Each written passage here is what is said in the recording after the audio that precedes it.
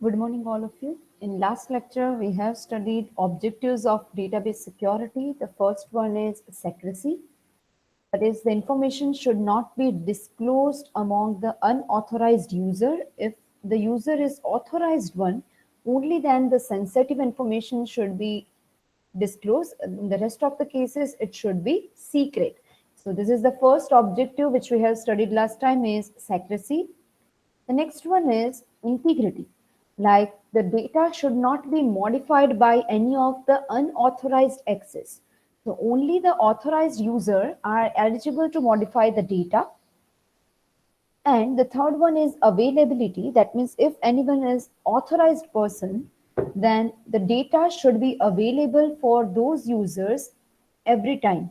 And they are able to do what are the privileges assigned to the users.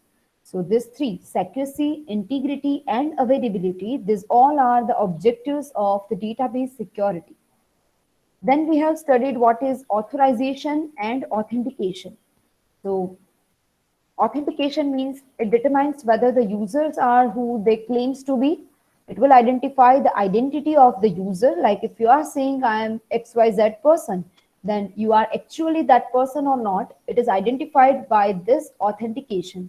And for that we require user's credential like username and password or mobile number and password or email ID and password likewise. And authorization, like if you have entered into the system by proving you are the same person who you are claimed to be, and you are entering into the system by valid credentials. So now it is a turn of authorization, like there can be multiple activities or tasks which you can done, but authorization determines what user can access and cannot access. Like you are allowed to check your attendance, but you are not allowed to check attendance of any of your classmates. So you are not authorized person to do that, even if you are the authenticated user of the Marwari College. Okay. So check the privileges of a user before providing the access, and authorization validates user's permission. Your authentication means dealing with the credential. If you are providing the right credentials, only then you are allowed to enter into the system. But here, once you are entering into the system, then the permission is verified for you, like which kind of permission is given to you. Like you can check your timetable, you can check your result, you can check your exam schedule, likewise. So you are authorized to do this all tasks. It is called authorization. And this is the difference which we have seen. Okay. Now we have started with benefits of audit trail. Previously we have discussed what is audit log. So audit log means, if you remember last time we have started with this. Audit log means who, like who is going to access your system. Suppose this is the user and they want to access the database. This is the database. So who is going to access the database? So who means either the user or the transaction or the query by which anyone wants to acquire the data.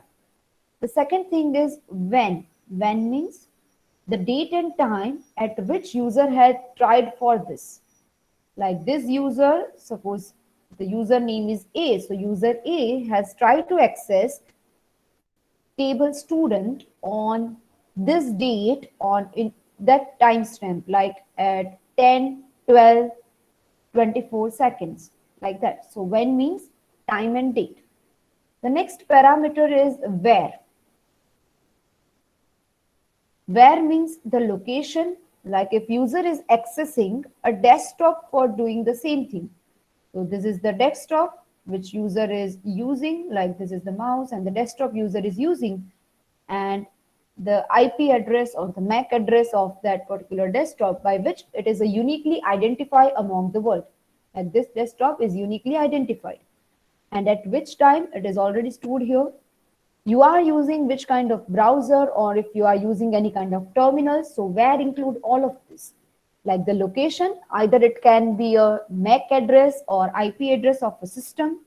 Or if you are doing it from mobile, then also there can be some unique digit through which the mobile is uniquely identifiable. or else it can be a location like Rajkot, Ahmedabad, Surat, like that. And it will also give you the terminal. Suppose if you are using Chrome or Firefox, it will give you the information for the same. And the last parameter, it is what? Like user, here we know that who, that means one user named A want to access when the date and time is given here, where from the browser called Mozilla, and it will try to identify from Rajkot, and mobile number like mobile unique identification number this. But what the user want to access? So either the entire database or some of the particular tables.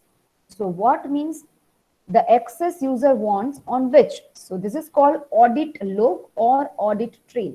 Okay.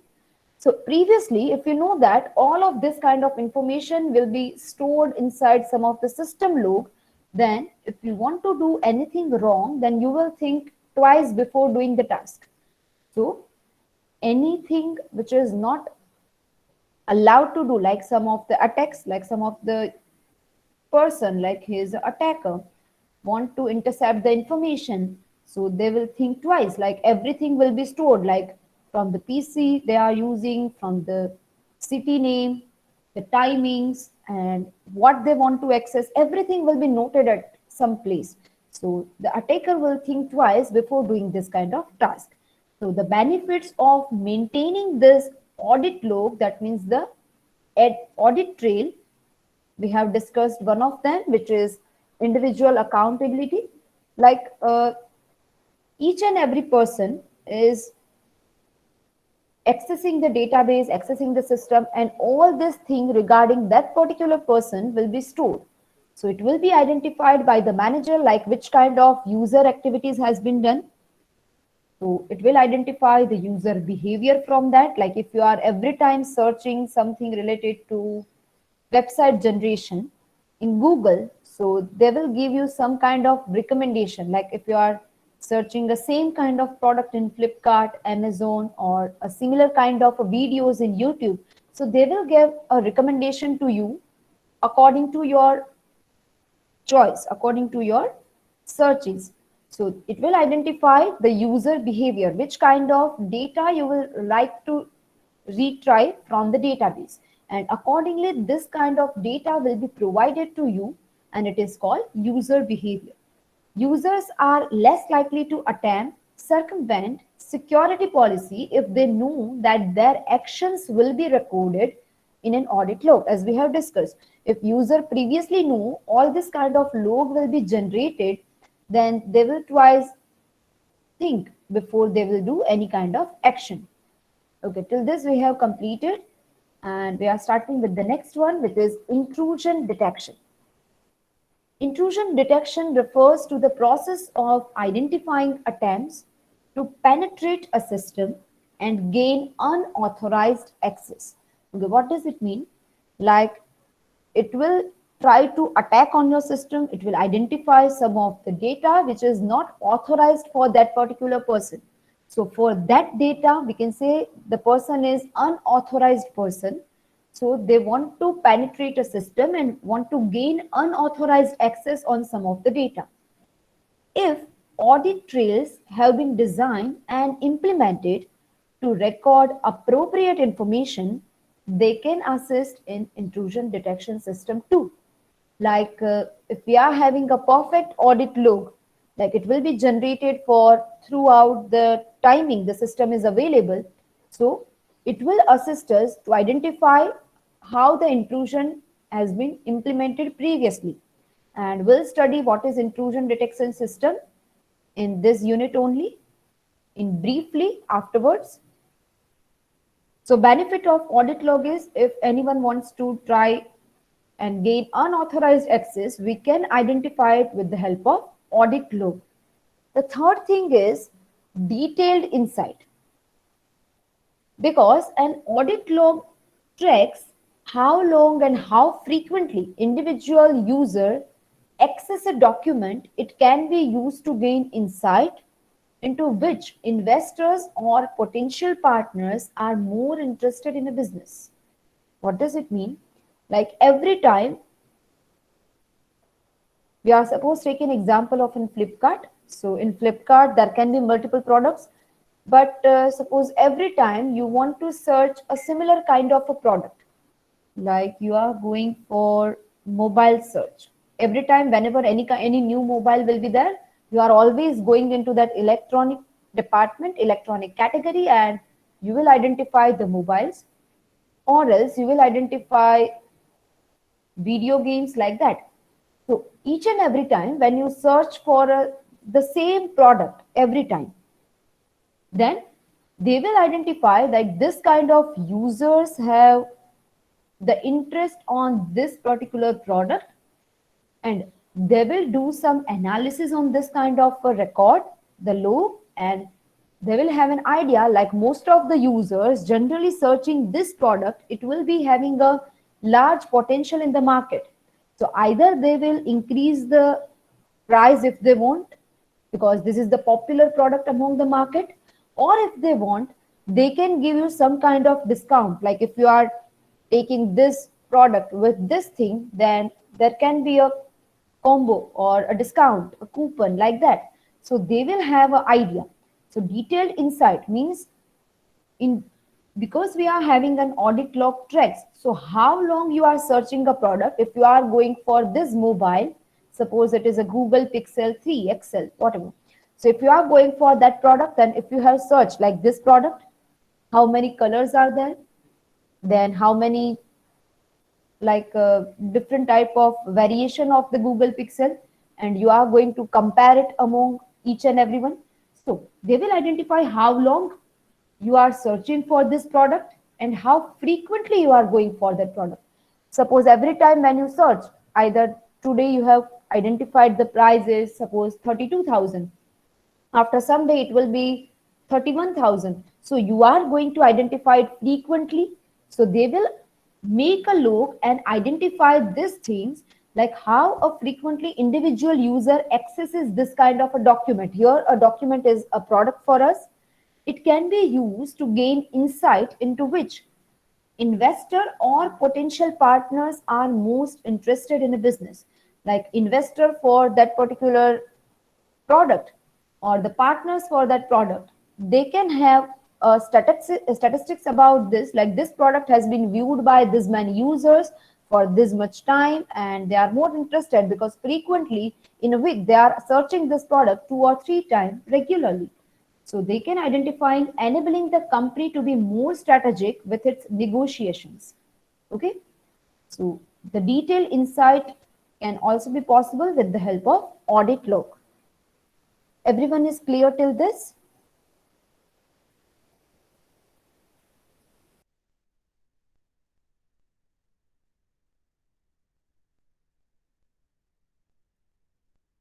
Okay, good. So we can move ahead. Now the next topic is encryption. If you remember previously, I'm just going to show you that thing. Previously, when we are having security and integrity, okay. So here it is written authentication, authorization, and encryption. These are the means of security. Among all these three, we have completed what is authentication and authorization, the difference between these two terms, and now we are going towards the encryption topic. Okay. So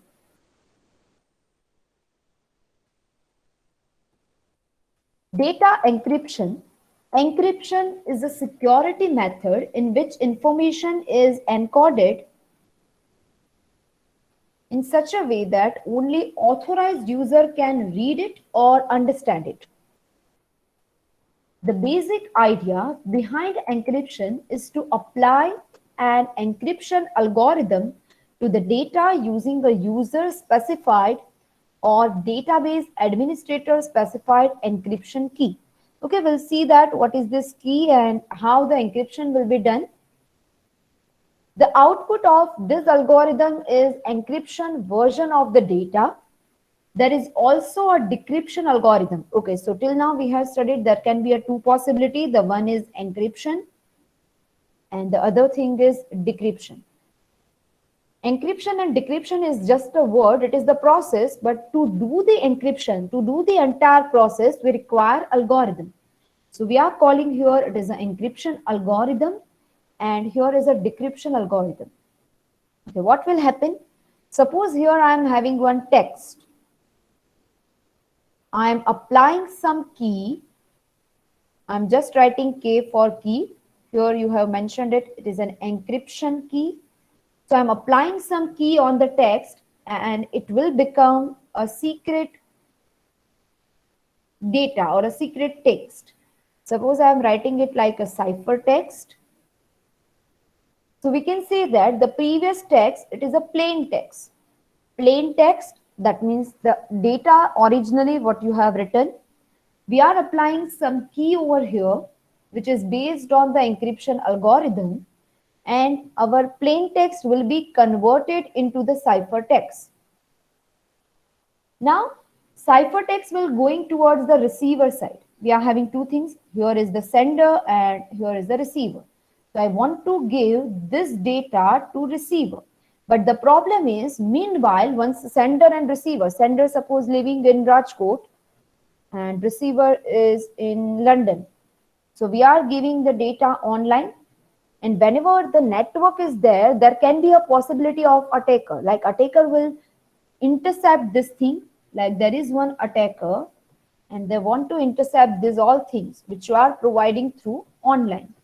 Maybe you are giving, maybe here the sender wants to give the password of their banking credentials like that to the receiver, and the attacker will steal this kind of information. Then it will be difficult for us to retrieve from this kind of a problem. So here the problem is attacker wants to take something data from the channel, and for that we are doing this process of encryption. So the plain data, suppose you are providing your password and your password is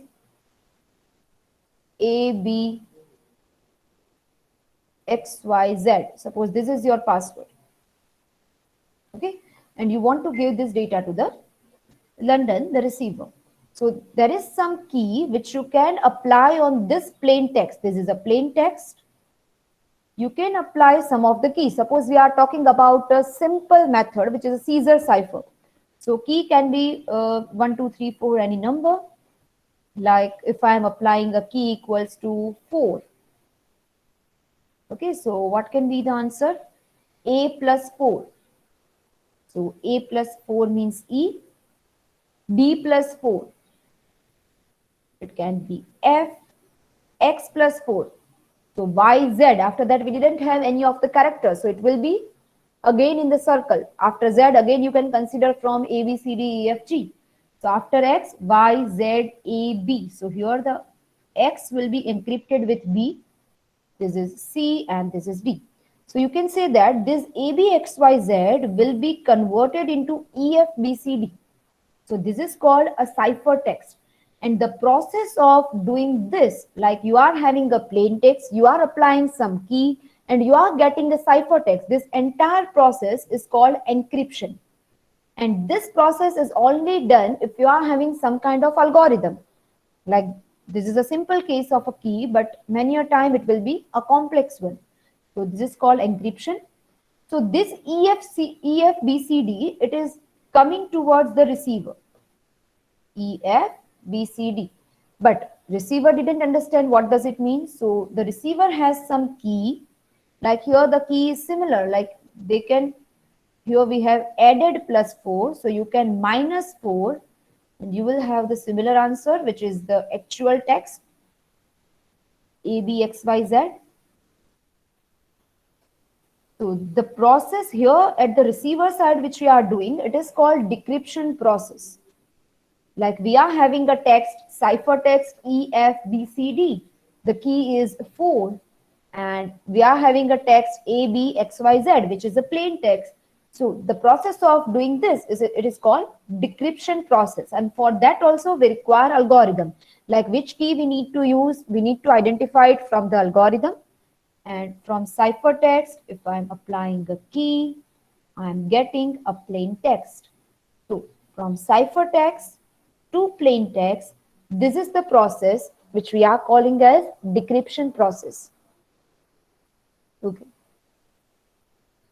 So the output of this algorithm is encryption version of data, that means ciphertext. There is also decryption algorithm which takes the encryption data, that means the ciphertext. Till now we didn't go with the technical term, that's why it is written in the general purpose, and a decryption key as input, and then returns the original data, which is a plain text. Encryption is performed at the transmitting end. That means if we are having two things, sender and receiver, so encryption will be done at this, where the data has been transmitted. So at the sender side, and decryption will be performed at the receiving end. Okay, so here encryption will be done, and at the receiver side, decryption process will be done. For encryption process, we need the encryption key, and for decryption process, we need the decryption key. And only if we are having both the keys, then only we are able to identify the original data. Without the knowledge of decryption key, intruder, that means our taker, cannot break the ciphertext to plain text, and the entire process of this is called cryptography. Now we are thinking that we didn't have every time a data like ABXYZ and we can apply the key. It may be possible like we have a data, suppose like BHARA, suppose this can be the password. And along with this, suppose we are having today's date, which is 6th of October. So 0610, suppose this can be the password. So there can be a multiple algorithms through which you can transfer it or you can convert it into the ciphertext. Maybe the ciphertext will be like this: MET $120 NPE. Suppose this can be the ciphertext. Here we are not applying the key, so it will not be easily traceable. But this can be your ciphertext, and if we are applying the key again, then it will be again your original data. Okay? So the entire process, like the process here, it is called encryption process, and the process here from ciphertext to this, it is called decryption process. And the entire process of encryption plus decryption, it is called cryptography.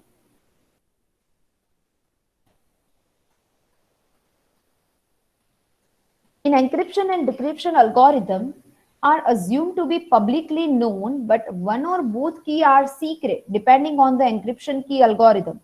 So how you can identify the key which you can apply here or at the decryption part? We'll see it. It is a common or it will be different, or what kind of key can be there. We'll see it. Encryption and decryption key may be same or it will be different. But there must be a relation between the both, which must be the secret. Here it should be B. Okay.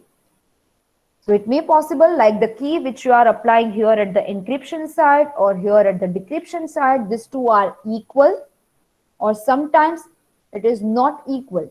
But then also they are generating the same results, like whatever the actual data you are going to hide it, like you are encrypted.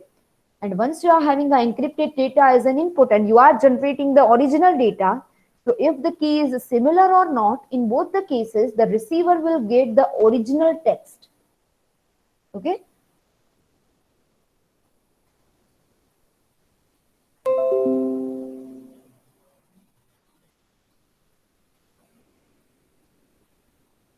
Okay, now we are going for symmetric key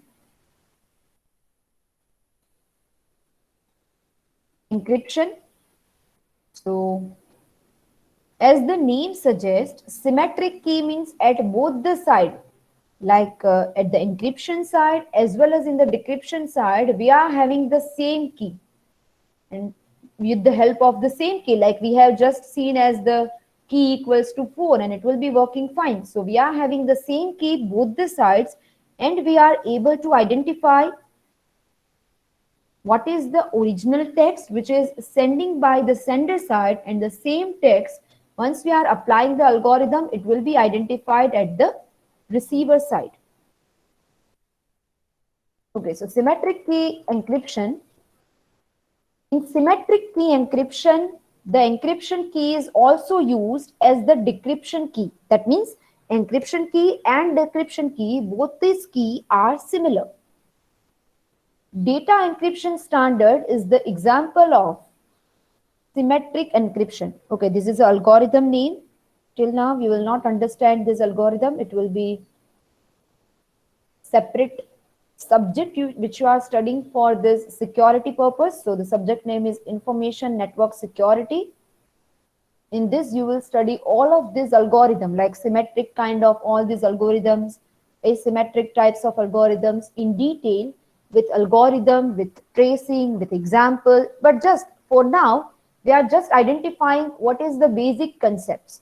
So in symmetric key, we are having the same key at both the side, encryption and decryption, and this is the algorithm name, data encryption standard, DES. We know that popularly with the short name, which is DES algorithm. It is the example of symmetric encryption. By using a symmetric key, fast encryption and decryption is possible for routine use with sensitive data in the database. Why? Because we didn't want to work with two different kind of a key. We are just using a simple key, and that's why it will be the faster. A message encrypted with a secret key can be decrypted only with the same secret key. So previously we have seen the example, if 4 is our key at the encryption side, so at the decryption side also 4 will be the key. It will be the similar. Algorithm used for symmetric key encryption are also called secret key algorithm. Secret key means this key will be used both the side, at encryption side as well as at decryption side. The major liability associated with the secret key algorithms is the need for sharing the secret key. Liability means the responsibility. What is the major responsibility here?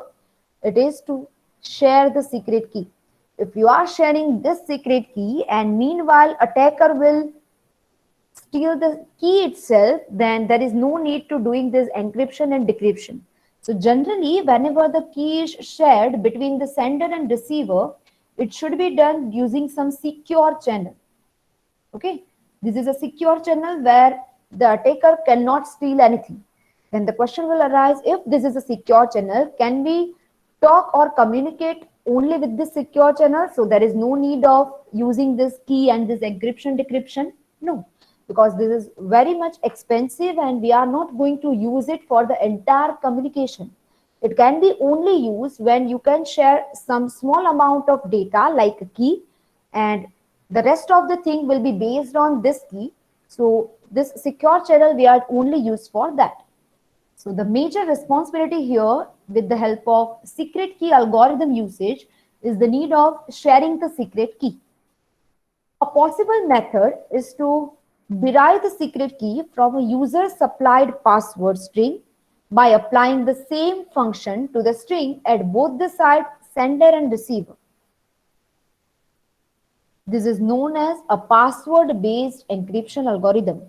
We need to just remember the basic concept. So you can do one thing like a possible method to derive a secret key. How the secret key is derived? We didn't know previously what can be the secret key. It will be generated automatically, randomly. Only then it will be easier for, it will be difficult for attacker to identify a key, to guess a key. So it will be randomly generated, and we can do one thing, whatever user has given the password, we are applying some of the functions, like password is every time different for different user. So we are applying some kind of functions, and according to that, the key will be generated. So if the user password is just the 123, then accordingly the key will be generated. If the user has password 14BXY, so accordingly the key will be generated, and like that. Okay. Just a minute.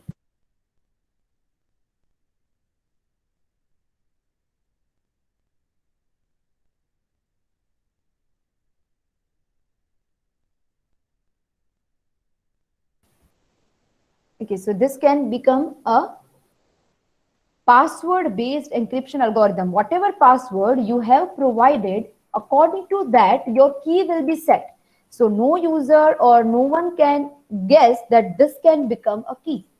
And it is not every time like that. If you are giving input as 3 character, then your key will be also of 3 characters. No, it is not like that. It can be less than this 3 character, it can be 3 character, or it can be more than this 3 character also. So it is totally not predictable, and that's why it is a secret key. Like no one can assume it, guess it. Only the person who is getting the key can able to decrypt the message. The strength of symmetric key encryption depends on the size of the keys used, and the drawback of using this symmetric encryption is all authorized user must be told the key. So it is easily known to intruder. Okay, what is the drawback? Suppose here I am the person and I am asking you like you need to join the Google Classroom, and I am giving the Google Classroom code. Suppose this code is our key to enter into the Google Classroom system. And there are multiple students like A, B, C, D, whatever your enrollment number. So there can be your class. Suppose your entire class. So 70 students are there.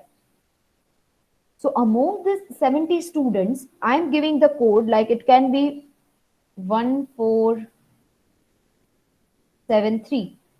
Suppose this can be the Google Classroom code and I'm announcing it to your entire class. But suppose any one of the student here become an attacker. So what they want to do is this class is ideally, Google Classroom class is ideally belongs to only your class, 3PC1. But instead of that, this code is revealed to some other class student too, like some of the students of 3EC2, 3PC2, like that. So now rest of the student can also see that what is going on in this class. Ideally, they are not the authorized person. They are authenticated user of Marwari College, but they are not the authorized person to see that what is going on in 3PC1 class. But then also they are doing the same thing. And here the problem is whatever key means code, I am using the same key I am giving to all of your class students, and so that it is now difficult to identify who is the attacker from the entire class. So this is the drawback of using the same key. Now you can see here, this is the plain text encryption key is given here, and this is the ciphertext. That means that this plain text is now converted to this ciphertext. Now decryption is provided and you are already gaining the same thing like previously whatever is the plain text, now the same plain text you are getting as a result. But the key which we are applying here at the encryption side, the same key we are using for decryption. Secret key is similar and we are calling it as a same key. Then remember we are using a symmetric encryption algorithm. Okay, everyone is clear with this?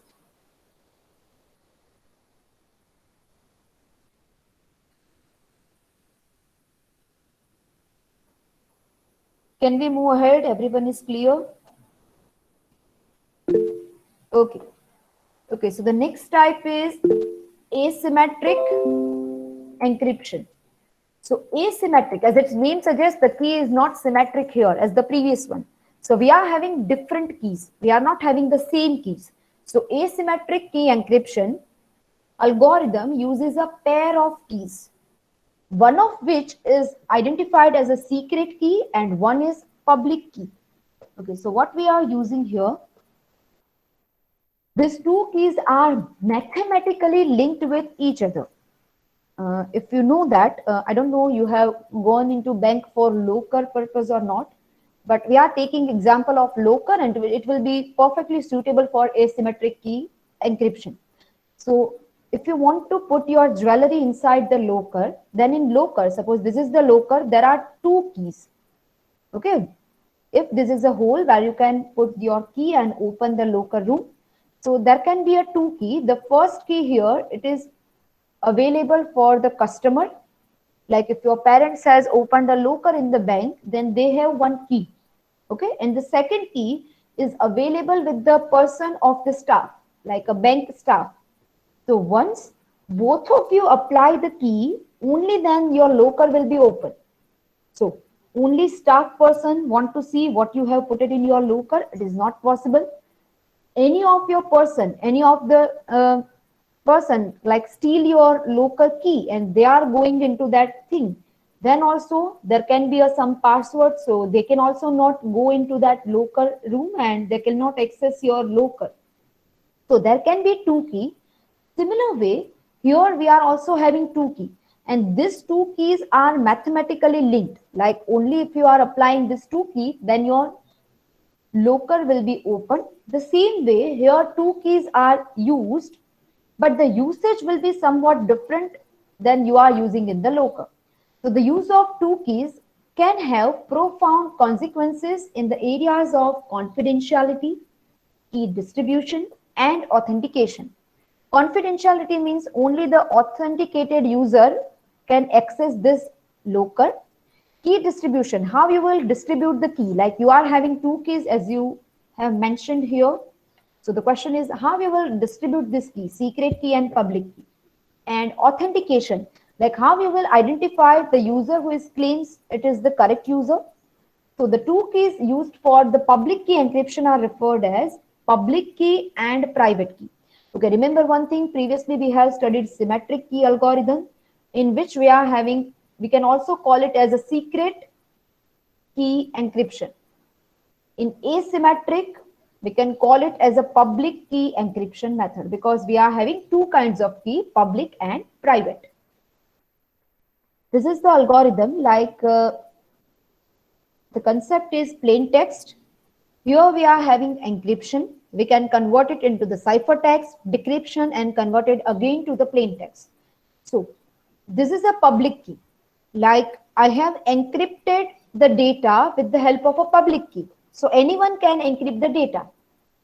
Suppose we are talking about one project. So in that particular project in a company, here is a project manager, and there can be 5 different person who are in the same group. Okay, so anyone like this person 1 2 3 4 5, any of the person in the same project group, they have done some of the work of the project, so they can encrypt their data. Like this person 1 has done 10% of work, so person 1 can encrypt this 10% of work with the help of a public key.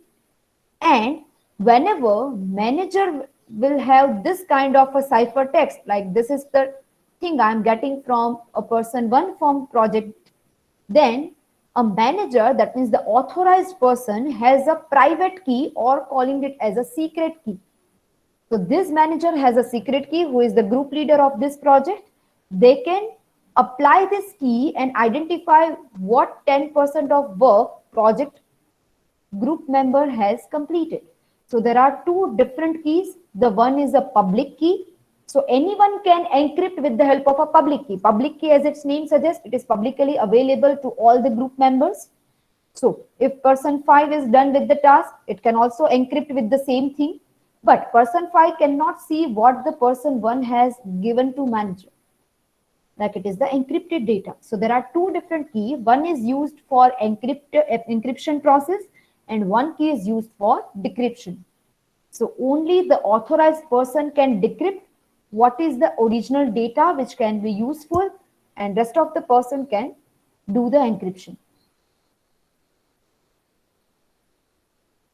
Okay, so we have done the usage of some kind of a technical word. Before that, we'll go for difference. So symmetric key encryption and asymmetric key encryption. Symmetric key, it only requires a single key for both encryption and decryption purpose. And in asymmetric, it requires two keys. One key for encryption and the other key for decryption. In symmetric key encryption, the size of a ciphertext is same or smaller than the original plaintext. So suppose your original plaintext is ABC, Then in symmetric key, either it will be 3 character or it can be less than 3. Okay.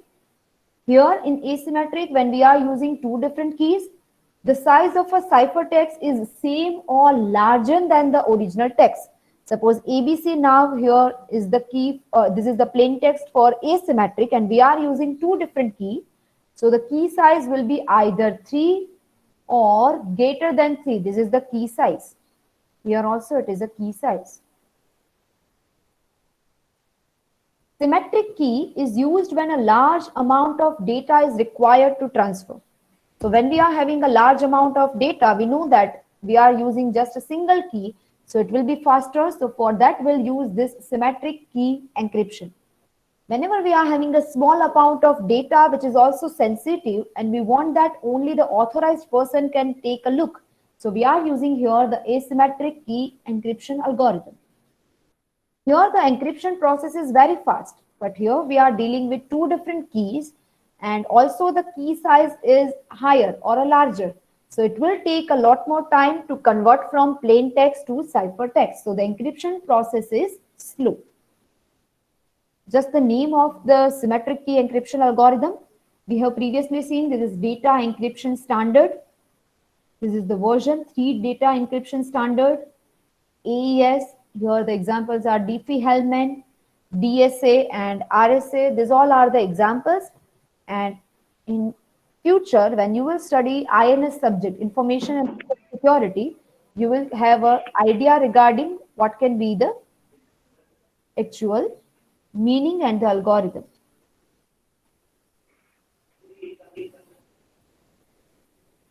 Okay. So we have used some of the keywords like a public key encryption scheme or infrastructure has following ingredients, like these are the technical terms. The first one is plain text. That means this is the data or readable message that is fed into the algorithm as an input. Suppose this is our encryption algorithm. So input for this encryption will be the plain text. This is the encryption algorithm which we are using for converting a plain text into the ciphertext. So as an output, we are getting here ciphertext. But the encryption algorithm can have a keys, so public and private key. These are the pair of keys that have been selected so that if one is used for encryption, the other can be used for decryption purpose.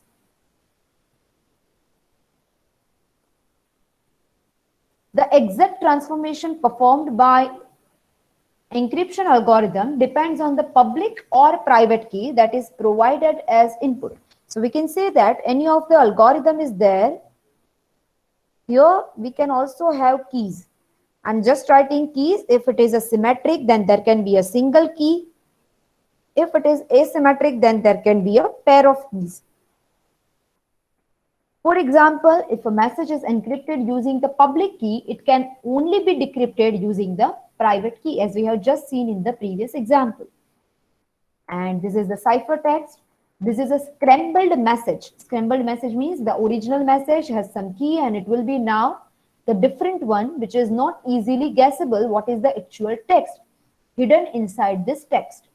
So this is the scrambled message produced as output. It depends on both the things, the plain text and the key. Like if I'm having AB and I'm applying a key of 2, so it can be CD. So it will be dependent on both of these things, plain text and key. For a given message, two different keys will produce two different ciphertexts.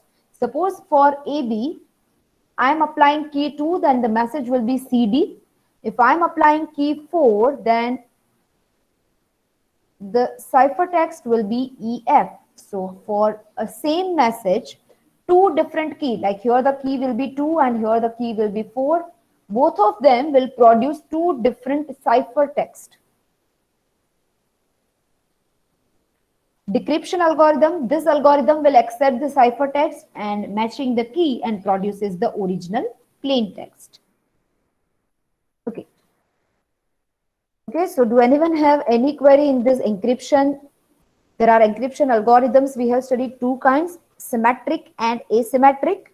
And what is the encryption and decryption process? What are the technical terms like plain text, public key, private key, secret key, ciphertext? Okay, do anyone have any query?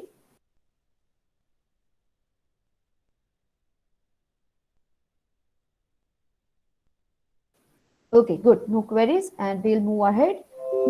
Next topic is access control. Like, I'm having a multiple ways. Suppose as a student, there can be multiple things you can do, like login into the Marwari College portal, check your attendance, check your exam schedule, check your timetable. All of this thing you are doing as a student. Okay. But all the students are not allowed to do the same thing. Why? It may possible the student is not from the same college, so they are not allowed to do all these things in Marwari portal. Maybe a student is not eligible for placement. Suppose in the higher semester, suppose you are eligible for placement, so you can have all the updates regarding the placement. But if you are not eligible or you are not interested in some of the companies, so you are not having that company's information in your portal. So these all are the things like access control. We are not giving all the access of the database to all the persons. We are putting some kind of control on access. So everybody cannot see entire thing which is available into the database. And this is called access control mechanism. Access control is a security technique that regulates who or what can view or use resources in a computing environment. Like who is able to view this? So the student of this semester of this class, anything. What the student can do or view? So student can do this many things, or they can view the attendance, they can view the timetable like that. So it is nothing but access control.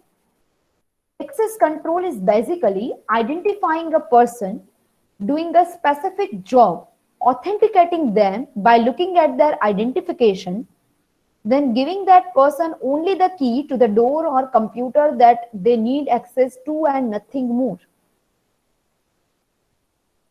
Suppose now as a student, these are the tasks you can do.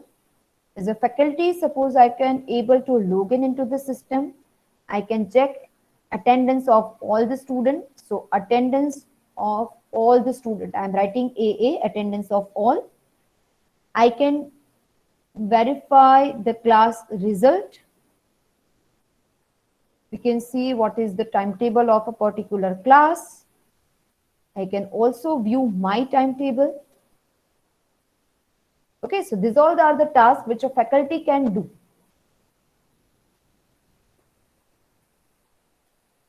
So how they will identify I am a faculty and you are a student? Because this is a system, it is not having any kind of eyes, they can predict that.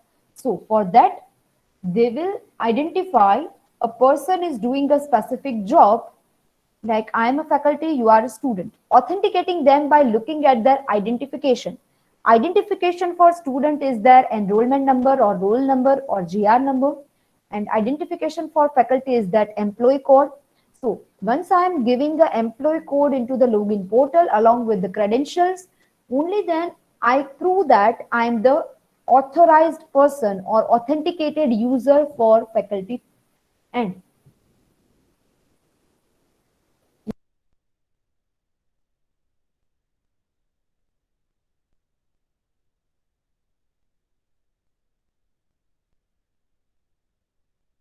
okay, so only on that case you can identify that I am the authorized person. So if it is validate, only then giving that person only the key. So the things which is applicable to me, all the things which is not applicable to you, it may be possible. So they will give me some kind of key.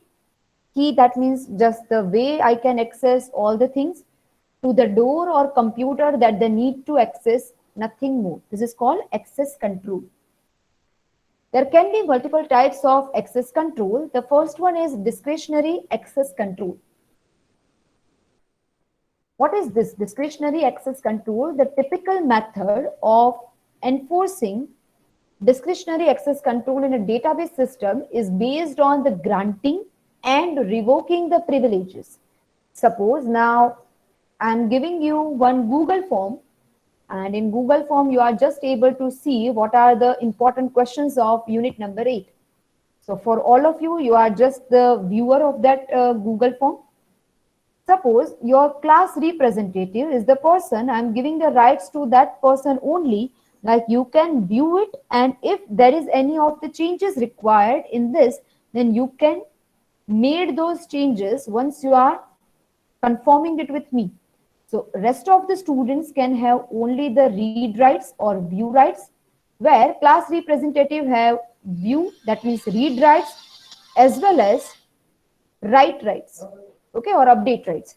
So this is the rights, which privileges which we can give here to granting and revoking the privileges. In DAC means discretionary access control. The owner of the subject, or the owner of the object specified which subjects or a user can access the objects. Suppose here we are having a login system, and this is a Gmail login system. This is a Google form which I have provided to all of you, Google form or a Google sheet, anything you can assume. I have given you the important question for unit number 8. So here the owner of that object, I am the owner because I have created this. So just I am writing D. So I am the owner of this sheet.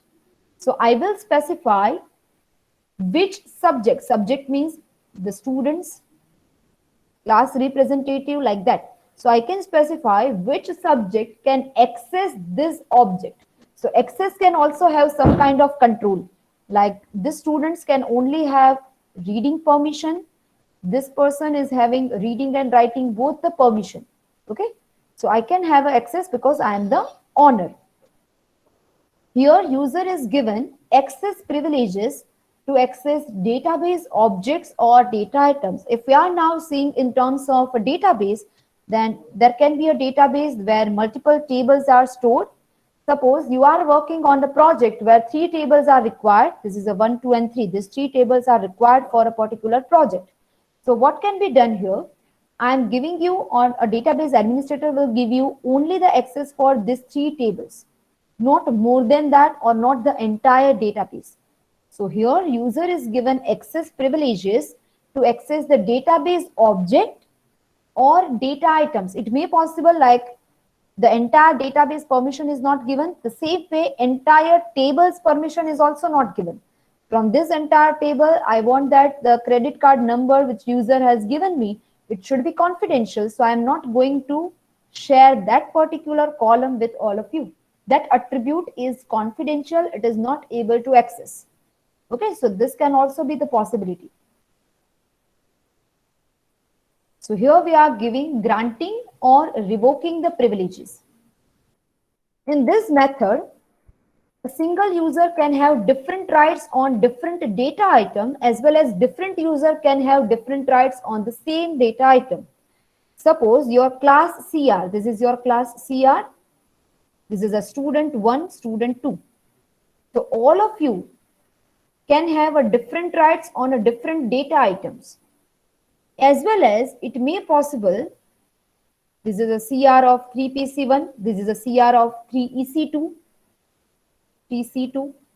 So a single user can have a different right on a different data item. Class representative can also read as well as write.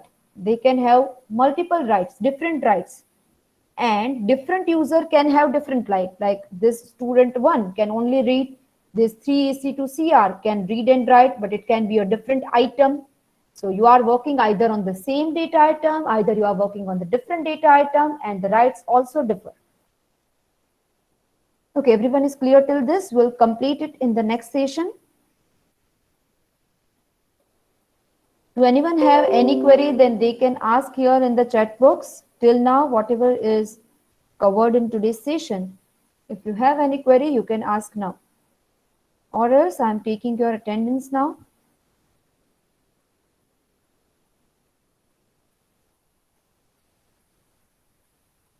Okay, good. No queries. So I'm stop presenting this and I'm taking your attendance.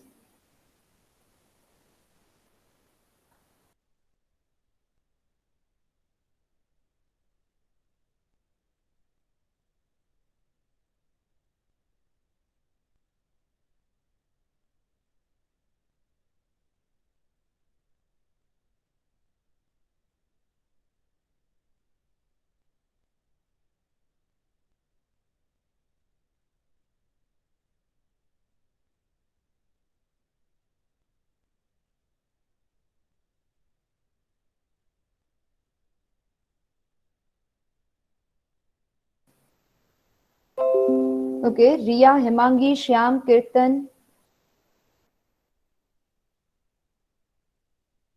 Krupal, Kunal, Awadh, Nancy,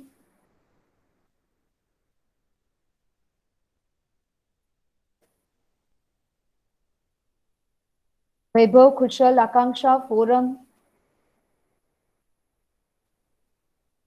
Dhwani, Dakshaben, Janvi, Arshit, Mahir, Parth, Urvashi,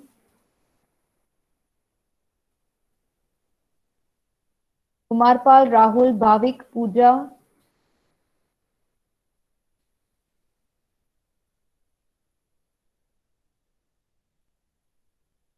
Pal, Rutvi, Rutiben, Akshay,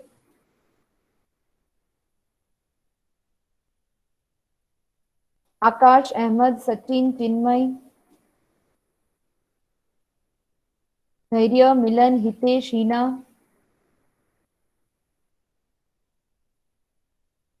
Chirag, Vensi, Kamalraj, Astha, Shelvi, Jaikishan, Hiren, Naresh, Munaf,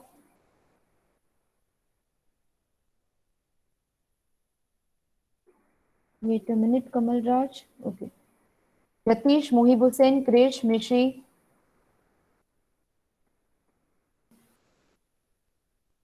Kushal, Umang, Parth, Karthik,